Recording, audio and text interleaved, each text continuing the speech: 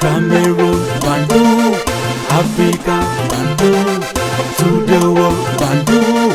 Salut tout le monde, salut à tous mes amis au niveau de l'aéroport international Mboko, je crois que c'est comme ça qu'on appelle ça, je ne peux pas oublier le nom, mais bon, j'ai les amis policiers là-bas que j'ai rencontrés, je les salue, je salue tous les amis au niveau de Samba Panza, tous ceux qui me regardent de ce côté-là, je vous salue aussi.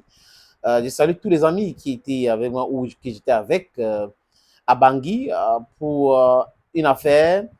Peut-être que d'ici peu, ça va arriver au Cameroun. Mes amis, je suis aussi très content quand je vois qu'entre chefs d'État, il y a du respect. Et c'est pour cette raison que moi, j'ai décidé de communiquer, de dire ce que je pense en tant qu'Africain.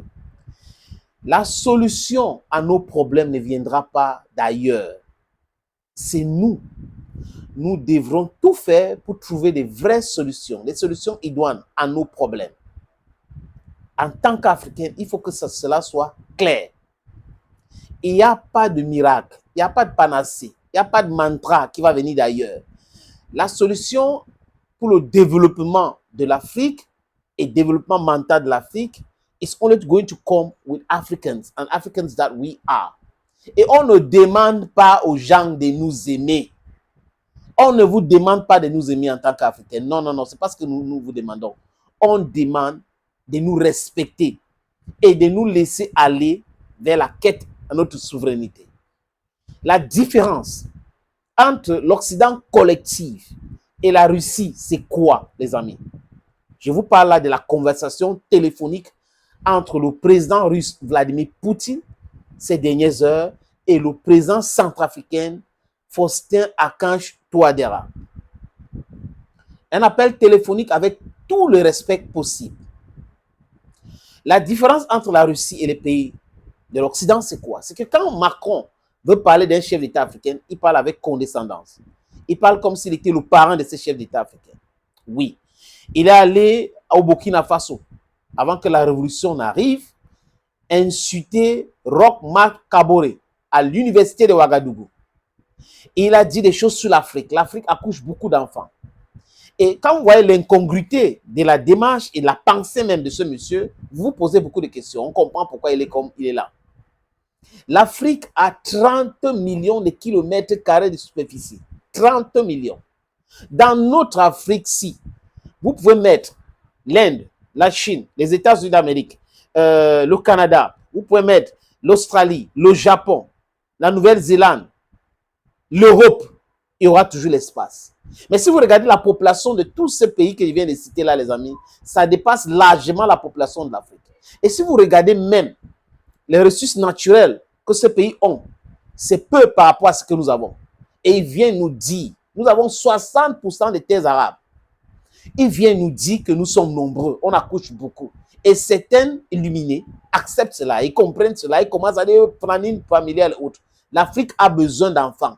Les femmes africaines, arrêtez les histoires de monogamie. Encourageons-nous, les gouvernements devraient encourager la polygamie. On a besoin de bouche, on a besoin de... Si on veut être compétitif, si on veut être fort, on doit avoir la population avec nous. On doit compter 2 milliards, 3 milliards de gens en Afrique pour être puissant, fort, incontournable. C'est ce qu'il faut faire. Et maintenant, la différence, c'est quoi? C'est que les Russes ont les mêmes valeurs que nous. Les Russes sont en train d'encourager la natalité dans leur pays. Les Russes sont en train de condamner homme, homme, femme, femme. Les Russes nous parlent avec respect. Et une autre différence, c'est quoi? C'est que les Occidentaux nous ont colonisés. Ils nous ont esclavagisés. C'est eux qui nous ont chassés en Europe. Parce que le nom Europe appartient à une femme africaine. Ils nous ont chassés de l'Europe. Ces Caucasiennes-là.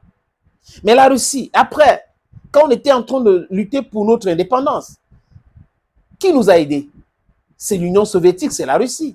Donc les Russes ont toujours été là pour nous aider avec les moyens militaires et financiers et même la diplomatie. African National Congress in South Africa is a glaring example. Et Nelson Mandela l'avait dit, les amis. Il faut que vous arrêtez de penser que vos amis sont forcément nos amis et que vos ennemis sont nos ennemis. Dixit Nelson Rolihlahla Mandela.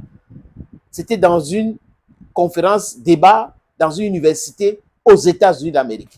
Parce que lui parlait de l'Iran, de Palestine, de Cuba et autres. Ils sont toujours là. Et quand il y a la victoire, ils veulent s'accaparer de cette victoire, alors que c'est eux qui ont soutenu l'apartheid en Afrique du Sud. J'ai fini de dire ça, les amis. C'est pour fixer les choses. Parce qu'il faut qu'on comprenne which way we are taking. We should understand these things. Le président Touadéra discute avec Vladimir Poutine. Vladimir Poutine lui parle de quoi? De la souveraineté de l'Afrique centrale, du moins de la Centrafrique. Aider ces pays de façon à ce que le pays soit sécurisé. La sécurité. Combattre le terrorisme. Aider avec les armes. Commercial, oui, le business. Aider le pays à développer certains pans de son économie. C'est ça, être un vrai ami. C'est ça, être un vrai ami. Donc la Russie ne vient pas chez nous nous parler comme s'ils donnaient des leçons. Et comme je dis encore, les Russes ne sont pas des donneurs de leçons. Les Russes ne sont pas en train de nous imposer quoi que ce soit. Les Russes collaborent avec nous. Et when you get the message we just got from Central Africa concerning the telephone conversation between Vladimir Putin and Mr. Touadéra, then you understand what we're talking about. We talk about respect. Si c'est Joe Biden qui avait appelé M. Touadéra, non, je ne veux pas voir des Russes là-bas chez vous, je ne veux pas voir des Chinois là-bas chez vous, il faut que vous arrêtez, comme ils ont fait au Niger. Ils mentent que le Niger vend l'uranium à l'Iran. Orano vient dédier ça. Orano vient dire que c'est difficile pour nous de vendre notre uranium. Alors que c'est Orano, ancien Areva, qui exploite l'uranium du Niger. Donc, vous voyez qu'ils sont toujours dans le mensonge. Joe Biden devait dire, fais ceci, je ne vais pas que c'est ça. Oh, vraiment, il est menacé. Si c'est Macron, c'est la même chose. Vous avez vu ce qu'ils ont fait dernièrement, non? Aide budgétaire, 6 milliards. Ça, c'est de la provocation. C'est la provocation. C'est toujours les bébés. Non, vous avez besoin de la nourriture. Non, on va vous envoyer les congélés. On va vous envoyer ceci. Vraiment, vous avez besoin de ceci. Non, non, non, non, non. La Russie dit, il faut développer ton économie, M. Touadéra. Et nous allons vous aider à développer votre économie et à rester autonome. C'est ça la souveraineté. Pas des gens qui vont venir vous donner la nourriture, tout le temps à manger. Et à passant, ils nous exploitent, ils nous pillent. Mais ils prétendent être là pour nous aider et tout. On est là, on vous aide tout le temps. Nous sommes les amis de longue date. Non, non, non, non. On a été les esclaves de longue date. On a été des manipulés de longue date. C'est comme ça qu'il faut voir ces gens-là. Ils adorent nous manipuler. Et quand les autres arrivent et que les autres nous respectent, ça les fait très, très mal. Ils sont dérangés. Hein? C'est ça, Vladimir Poutine qui discute avec le président Touadéra avec beaucoup, beaucoup de respect. Avec des propositions concrètes. Le développement, c'est quelque chose que nous voulons.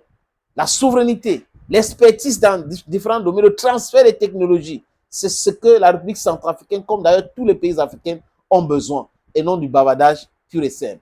Thank you, friends, and bye-bye.